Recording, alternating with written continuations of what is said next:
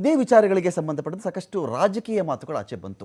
ಈ nut Bolt ಸಂಚು ಕನಕಪುರಕ್ಕೆ ಬಿಡದಿ ಹತ್ತಿರ ಅಥವಾ ಈ ಒಂದು ಜಾಲಿವುಡ್ ಸ್ಟುಡಿಯೋಸ್ ಹತ್ತಿರ ಅವರೇ ಬೇಗ ಹಾಕ್ಸ್ಬಿಟ್ಟಿರ್ಬೇಕು ಅಂತ ಹೇಳಿ ಏನೇನು ಮಾತುಗಳು ಕೇಳಿ ಬಂತು ನೋಡೋಣ. ಅವರು ಮಾತಾಡಿಲ್ಲ. ನಿಮ್ಮ ಮುಖಾಂತರ ವಿಷಯ ನನಗೆ ಅರಿವು ಬರ್ತಾ ಇದೆ. ಸ್ಪಷ್ಟವಾಗಿ ಹೇಳ್ತಾ ಇದ್ದೀನಿ, ಆ ಒಂದು ಜಾಲಿವುಡ್ ಸಂಸ್ಥೆಗೆ ಕ್ಲಿಯರ್ ನೋಟಿಸ್ಗಳನ್ನ ಹಲವಾರು ಸಂದರ್ಭದಲ್ಲಿ ಮಂಡಳಿ ನೀಡಿದೆ.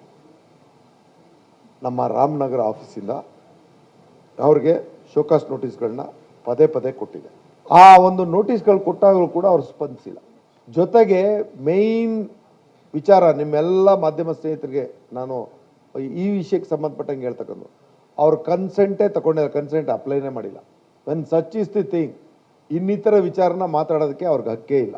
And we are not against this big boss and we don't know about that big boss. ನಮ್ಮ ಕ್ಲೋಜರ್ ಆರ್ಡರ್ ಬಿಗ್ ಬಾಸ್ ಗಲ್ಲ. DCM ಅವರು ಸಿನಿಮಾ ವಿಚಾರವಾಗಿ ಮಾತಾಡೋದು ನಟ್ಟು ಬೋಲ್ಟು ಟೈಟ್ ನೋಡಿ. ಇದಕ್ಕೆ ನಾನು ಈಗಾಗಲೇ ಭಾಳ ಸ್ಪಷ್ಟವಾಗಿ ಹೇಳಿದ್ದೇನೆ. ಇವೆಲ್ಲ ದಿನಾಲು ಅನೇಕ ನಾವೆಲ್ಲ ವಿಷಯಗಳು ಪ್ರಸ್ತಾಪ ಆಗ್ತವೆ. ಅದಕ್ಕೆ ಯಾವುದೇ ರೀತಿಯ ಸಂಬಂಧ ಇಲ್ಲ. ಅದಕ್ಕೆ ತಳಕು ಹಾಕುವಂಥ ಅವಶ್ಯಕತೆ ಇಲ್ಲ. ಇನ್ನೊಂದು ಸರ್ ನೀವೇ ಈ JDS ದವ್ರದ್ದು ಹೇಳಿದ್ರೆ, ನೀವು ಸುದೀಪ್ ಅವ್ರಿಗೂ ಆಗಲ್ಲ, ಅದಕ್ಕೋಸ್ಕರ ನೆಟ್ ಬೋಲ್ಟ್ ಟೈಟ್ ಮಾಡೋರು ಅಂತ ಹೇಳಿದ್ರೆ, ಹಂಗಂದ್ರೆ DCM ಅವ್ರಿಗೆ ಅವ್ರ ಮೇಲೆ ಆಕ್ರೋಶ ಇದ್ದಿದ್ರೆ ಹೆಂಗೆ ಕೊಡೋರು, ಕಾಲಾವಕಾಶ ಕೊಡಿ ಅಂತ ಯಾಕೆ ಹೇಳೋರು? ಅದಕ್ಕೂ ಇದಕ್ಕೂ ಮಾಡೋದು ಬೇಡ. ಸುಳ್ಳು ನೋಡ್ರಿ, ಯಾವುದೇ ದ್ವೇಷದ ರಾಜಕಾರಣ DCM ಅವ್ರು ಮಾಡಲ್ಲ. ಅವರ ದ್ವೇಷ ಕ್ಷಣಿಕವಾಗಿರ್ತಕ್ಕಂಥ ದ್ವೇಷ ಅಂತಕ್ಕಂಥದ್ರ ಬದಲು ಏನಾರ ಕೋಪ ಬಂದಾಗ ಕ್ಷಣಿಕವಾಗಿ ಅವ್ರು ರಿಯಾಕ್ಟ್ ಮಾಡ್ತಾರೆ ವಿನ ಯಾರ ಮೇಲೂ ಕೂಡ ಅವರು ಪರ್ಮನೆಂಟ್ ದ್ವೇಷ ಆಗಲಿ ಬೇರೆಯವ್ರ ಮೇಲೆ ಹಾಗೆ ಸಾಧಿಸ್ತಕ್ಕಂಥ ಪ್ರವೃತ್ತಿಯನ್ನು ಅವ್ರು ಇಟ್ಕೊಂಡಿಲ್ಲ. JDSನವ್ರಿಗೆ ಇನ್ನೇನು ಕೆಲಸ ಇಲ್ಲ, ಅವ್ರಿಗೆ ಅದು ಇದೇ ಕೆಲಸ. ಸುದೀಪ್ ಅವ್ರ ಬಗ್ಗೆ Kumaraswamy and JDS are all only politics. ಮಾಡ್ಕೊಳ್ಳಿ ಬಿಡಿ, ಕುಮಾರಸ್ವಾಮಿ ಅವರು ಮಾಡ್ಕೊಳ್ಳಿ, ಮೇಲ್ಗಡೆ ಮಾತಾಡ್ಲಿಲ್ಲ ಅಂದ್ರೆ ಅವ್ರಿಗೆ ನೆಮ್ಮದಿನೇ ಬರಲ್ಲ ರೀ, ಅವ್ರಿಗೆ ಶಕ್ತಿನೇ ಬರಲ್ಲ. ಪಾಪ ನನ್ನ ಸುದ್ದಿ ಮಾತಾಡ್ಲಿಲ್ಲ ಅಂತಂದ್ರೆ ಅವ್ರಿಗೆ ನಿದ್ರೆನೂ ಬರಲ್ಲ, ಶಕ್ತಿನೂ ಬರಲ್ಲ, ಯಾವುದಕ್ಕೂ ಶಕ್ತಿ ಬರಲ್ಲ. ಅರ್ಥ ಆಯ್ತಾ? ನಾವು ನಮ್ಮ ಡ್ಯೂಟಿನ ನಮ್ಮ ಸರ್ಕಾರದವ್ರು ಮಾಡಿದ್ರು, ನನಗೆ ಗೊತ್ತಿಲ್ಲ. ನಾನೇ ಫೋನ್ ಮಾಡಿ DC-ಗೆ SP-ಗೆ ಹೇಳಿದ್ದೀನಿ, we should not look at. ಇದೇನಾಗ್ತಿದೆ, ಇದು ಜಾಲಿವುಡ್ ಸ್ಟುಡಿಯೋಸ್ನ ಆ ಒಂದು ಕಾಂಪೌಂಡ್ನ ಒಳಗಡೆ ಅಲ್ಲಿ ಈಗ ಜಲಕ್ರೀಡೆಗಳು ಬೇರೆ ಬೇರೆ ಇತರೆ ಕ್ರೀಡಾಕೂಟಗಳು ಎಲ್ಲ ಇದ್ದಾಗ ಈ ಕಡೆ ಅದ ಕಾಂಪೌಂಡ್ ಒಳಗಡೆನೆ ಬಿಗ್ ಬಾಸ್ ಇದ್ದಾಗ, ಬಿಗ್ ಬಾಸಲ್ಲಿ ಈಗ ಸಡನ್ನಾಗಿ ಯಾರಿಗಾದ್ರೂ ಒಂದು ಪ್ರಶ್ನೆ ಬಂದ್ಬಿಡುತ್ತೆ, ಈ ಬಿಗ್ ಬಾಸಲ್ಲಿ ನೀರೆಲ್ಲಪ್ಪ ವೇಸ್ಟ್ ಮಾಡ್ತಾ ಇದ್ದಾರೆ. ನಮ್ಗೆ ಗೊತ್ತಿರೋ ಥರದಲ್ಲಿ ಯಾವುದೋ ಒಂದು ಪೂಲ್ ಇದೆ, ಅಲ್ಲಿ ಆ ಪೂಲ್ ಅದರಲ್ಲಿ ಯಾವುದೋ ಟಾಸ್ಕ್ ಇಟ್ಟಾಗ ಅದೊಂದು ಪೂಲಲ್ಲಿ ಅವ್ರು ಆಟ ಆಡ್ಕೊಳ್ತಾರೆ. ಅದು ಬಿಟ್ಟರೆ ಮನೆ ಒಳಗಡೆ ಇರ್ತಾರೆ, ಊಟ ಮಾಡ್ತಾರೆ. ಕೆಲವೊಮ್ಮೆ ಊಟ ಸಿಕ್ತು, ಅದು ಏನೋ ಟಾಸ್ಕೇನೋ ಇರ್ತಾವಲ್ವ, ಇಲ್ಲದಿದ್ರೆ ಇಲ್ಲ.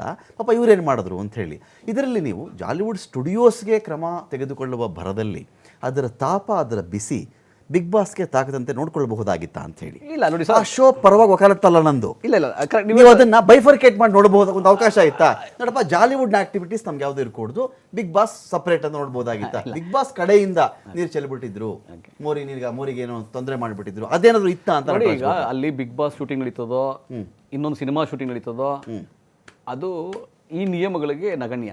ಅದಕ್ಕೆ ಈಗ ಇದು ಕೊಟ್ಟಿರೋದು, ನೋಟಿಸ್ ಕೊಟ್ಟಿರೋದು ಅಥವಾ ಬೀಗ ಹಾಕಿರೋದು ಬಿಗ್ ಬಾಸ್ಗಲ್ಲ, ಈ ಸ್ಟುಡಿಯೋಗೆ ನಿಯಮಗಳನ್ನು ಮೀರಿರೋದಕ್ಕೆ, ನಿಯಮಗಳನ್ನ ಪಾಲಿಸದಲ್ಲಿರೋದಕ್ಕೆ ಪರಿಸರ ಇಲಾಖೆಯಿಂದ ಕೊಟ್ಟಿರ್ತಕ್ಕಂಥ ನೋಟಿಸು. ಮತ್ತೆ ಅದನ್ನ ನೋಟಿಸನ್ನ ಯಾರಿಗಾಗುತ್ತೆ ಅಂತ ಗೊತ್ತಿಲ್ಲರೋಷ್ಟೇನು ದಡ್ತನ ಇಲ್ಲ. ಈಗ ನೋಡಿ, ಅದು ಶೂಟಿಂಗ್ ನೋಡಿ, ಈಗ ಜಾಲಿವುಡ್ಗೆ ಕೊಟ್ಟಾಗ ಬಿಗ್ ಬಾಸ್ ತೊಂದರೆ ಆಗಿ ನಿಮ್ಗೆ ಗೊತ್ತಿರಲಿಲ್ವಾ? ಅರಿವಿಲ್ವಾ? ಯಾರಿಗಾದ್ರೂ ಅರಿವಿಲ್ವಾ?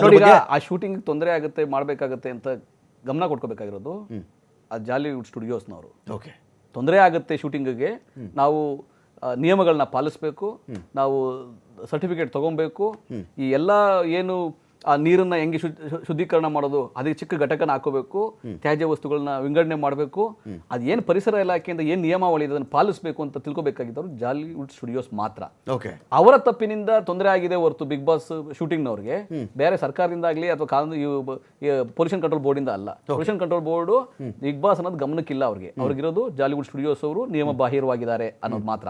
ಆಮೇಲೆ ಇಲ್ಲಿ ಮಾನ್ಯ DK ಶಿವಕುಮಾರ್ ಅವರು ಇವತ್ತು ಇನ್ನೂ ಒಂದು SP-ಗೆ ಮತ್ತೆ DC-ಗೆ ಹೇಳಿ, ನೋಡಪ್ಪ ಅದೊಂದು ಉದ್ಯಮ ಇದು, ಅಲ್ಲಿ 100 ಜನ ಕೆಲಸ ಮಾಡ್ತಾರೆ, ಯಾರೋ ಇನ್ವೆಸ್ಟ್ ಮಾಡಿ ಮಾಡುವಂಥದ್ದು, ಅವರು ನಿಯಮ ಮಾಡ್ಕೊಳ್ಳಿಕ್ಕೆ ಏನು ಕಾಂಪ್ಲಿಯನ್ಸ್ ಇದೆ ಲೀಗಲ್ ಕಾಂಪ್ಲಿಯನ್ಸ್ ಅದು ಸರಿ ಮಾಡ್ಕೊಳ್ಳಿಕ್ಕೆ ಸಮಯ ಕಾಲಾವಕಾಶ ಕೊಡ್ಬೋದಾ ನೋಡಿ ಕೊಡಿ ಅಂತಲೂ ಕೂಡ ಸಲಹೆ ಕೊಟ್ಟಿದ್ದಾರೆ. ಮಾನ್ಯ ಡಿ ಕೆ ಶಿವಕುಮಾರ್ ಅವ್ರ ಮೇಲೆ ಸುಮ್ಮನೆ JDS-ನವರು ಟ್ವೀಟ್ ಮಾಡಿ ಈ ತರ ಕಿತಾಪತಿ ಮಾಡೋದು, ಕುಚೋದ್ಯ ಮಾಡೋದು ಇದೊಂದು ಹಾಸ್ಯಾಸ್ಪದ ಅಷ್ಟೇ. ಆದ್ರೆ ಅದ್ ನಿಯಮ ಪಾಲಿಸಿ ಅದನ್ನ ಏನು ಬಿಗ್ ಬಾಸ್ ಅಭಿಮಾನಿಗಳೆಲ್ಲ DK ಶಿವ ಅವ್ರ ಮೇಲೆ ಸಿಟ್ ಮಾಡ್ಕೊಂಡ್ಬಿಡ್ಲಿ ಅಂತನಾ ಪ್ಲಾನ್ ಮಾಡಿರೋದು? ಅಲ್ಲ ಆ ಥರ ಇರ್ಬೋದು, ಅಲ್ಲ ಅವ್ರದ್ದು ಇರ್ಬೋದು, ಅದಕ್ಕೆ ತಲುಕು ಹಾಕೋಕ್ಕೆ ಪ್ರಯತ್ನ ಅವ್ರು ಮಾಡಿದ್ದಾರೆ. ಮನೆ DK ಶಿವಕುಮಾರ್ ಹೇಳಿಕೆಯನ್ನು ಇದಕ್ಕೆ ತಲುಕು ಹಾಕ್ಲಿಕ್ಕೆ ಆ ಥರದ್ದು ಏನಲ್ಲ ಅದು. ಓಕೆ, ಆದರೆ ನಿಯಮವನ್ನ ಪಾಲಿಸಿಕೊಂಡು ಇಮಿಡಿಯೇಟ್ ಆಗಿ ಅದು ಏನು ಪೊಲ್ಯೂಷನ್ ಕಂಟ್ರೋಲ್ ಬೋರ್ಡ್ ಏನು ಕ್ಲಿಯರೆನ್ಸ್ ಇದೆ ಆ ಕ್ಲಿಯರೆನ್ಸ್ ಸರ್ಟಿಫಿಕೇಟ್ ತಗೊಂಡ್ರೆ ಅವ್ರು ನಾಳೆಯಿಂದಲೇ ಶುರು ಮಾಡ್ಕೋಬಹುದು. ಅದಕ್ಕೇನು ಸಮಯಾವಕಾಶ ಕಾಲಾವಕಾಶ ಇದೆ. ಯಾಕಂದ್ರೆ ಇವರು ನಿಯಮಿತವಾಗಿ 2 ವರ್ಷದಿಂದ ಅವ್ರು ನೋಟಿಸ್ ಹೋಗ್ತಾನೆ ಇತ್ತಂತೆ. ಬೀಗ ಜಡಿಯೋವರೆಗೂ ಆ ಎಕ್ಸ್ಟೆಂಟ್ ಇರ್ತದೆ ಎಲ್ಲ ಕಡೆ ಹೋಗ್ಬೇಕಿತ್ತಾ ಅಂತ ಒಂದು ಕ್ವೆಶ್ಚನ್ ಇನ್ ಜನರಲ್. ಹೌದೌದು, ಆ ನಿಯಮಗಳ ಪ್ರಕಾರ ಪೊಲ್ಯೂಷನ್ ಕಂಟ್ರೋಲ್ ಆಚೆ ಬನ್ನಿ ನಡೀರಿ ಆಚೆ ಎಲ್ಲ ಹೋಗಿ ಅಲ್ಲಿವರೆಗೂ ಬೇಕಿತ್ತಾ? ಅದು ಸಮಯ ಅದು ಅವ್ರು ಹೇಳ್ಕೊತಾರೆ. ಜಾಲಿವುಡ್ ಸ್ಟುಡಿಯೋಸ್ ಅವ್ರ ಜವಾಬ್ದಾರಿ, ಸ್ವಲ್ಪ ರೂಢ ಆಯ್ತೇನೋ ಅಂತ ಅನ್ಸುತ್ತೆ. ಅದು ಜಾಲಿವುಡ್ ಸ್ಟುಡಿಯೋಸ್ ಅವ್ರ ಜವಾಬ್ದಾರಿ ಅದು. ಅದಕ್ಕೆ ಬೀಗ ಹಾಕುವಂಥದ್ದು, ಯಾರು ನಿಯಮಗಳನ್ನ ಪಾಲಿಸಲ್ಲ ಅವ್ರು ಬೀಗ ಹಾಕುವಂಥದ್ದು ಪೊಲ್ಯೂಷನ್ ಕಂಟ್ರೋಲ್ ಬೋರ್ಡ್ ಮಾಡ್ತಾರೆ. ಯಾವ ಫ್ಯಾಕ್ಟ್ರಿಗಳು, ಪಿಣ್ಯದಲ್ಲಿ ಫ್ಯಾಕ್ಟ್ರಿಗಳಿಗಾಗಲಿ, ನಾನು ಬಹಳ ಸಲ ನೋಡಿದ್ದೀನಿ ಅಲ್ಲಿ ಫ್ಯಾಕ್ಟ್ರಿಗಳು ಬೀಗ ಹಾಕೋದು ಹಿಂಗೇನೆ.